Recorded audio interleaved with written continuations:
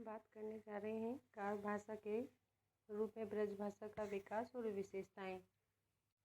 मध्यकाल में ब्रज भाषा का प्रयोग काव्य भाषा के रूप में प्रारंभ हुआ, जो लंबे समय तक चलता रहा। मध्यकाल में कृष्ण भक्त कवियों ने सबसे पहले ब्रज भाषा का प्रयोग किया था।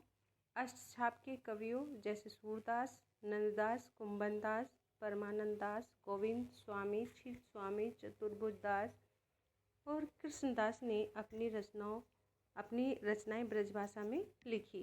दास ने सूरसागर, सूरसारावली और साहित्य लहरी आदि रचनाएं ब्रजभाषा में लिखी। सूरसागर का सबसे महत्वपूर्ण अंश भ्रमर गीत है। नंददास ने भंवर गीत नामक काव्य ग्रंथ की रचना ब्रजभाषा में की।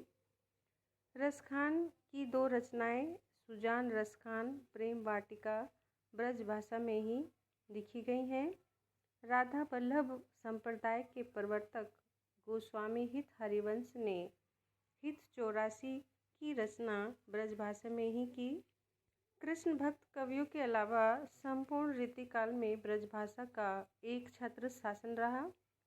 बिहारी, घनानंद, केशव, मतीराम, सेनापति, ग्वाल, पद्माकर, देव, चिंतामणि जैसे सैकड़ों कवियों ने ब्रजभाषा में अपनी रचनाएं लिखी।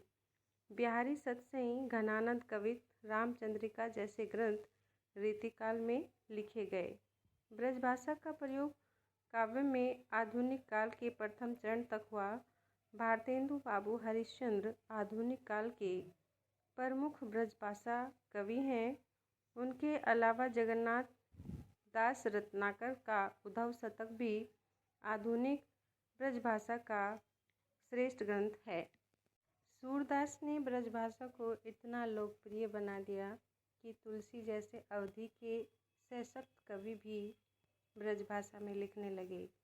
तुलसी ने विनय पत्रिका, गीतावली, कवितावली ब्रजभाषा में लिखी। आगरा, मथुरा, अलीगढ़, मैनपुरी, एटा, हाथरस, बदायूं, धौलपुर जिले ब्रजभाषा के क्षेत्र है। यहाँ ब्रजभाषा का प्रयोग होता है। इसके अलावा भी अन्य स्थानों पर ब्रजभाषा का प्रयोग किया जाता है। ब्रजभाषा की प्रमुख विशेषता है इसकी अवकारांत प्रवृत्ति, जैसे आयो, गयो, खायो, कारो, पीरो, अच्छो, बुरो आदि। उत्तम पुरुष एक वचन में हो का प्रयोग मैं के लिए होता है, जैसे हो ना जातो।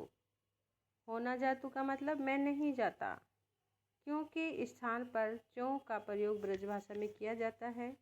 जैसे तुम क्यों न आए, अर्थात तुम क्यों नहीं आए।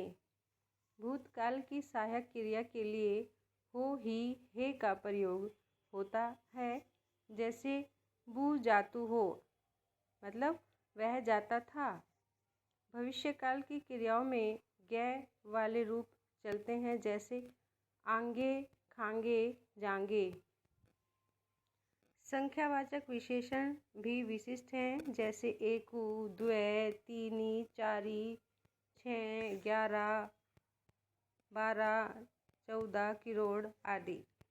जैसे खड़ी बोली की प्रधान प्रवृत्ति है आकारांत, वैसे ही ब्रजभाषा की प्रधान प्रवृत्ति है औकारांत।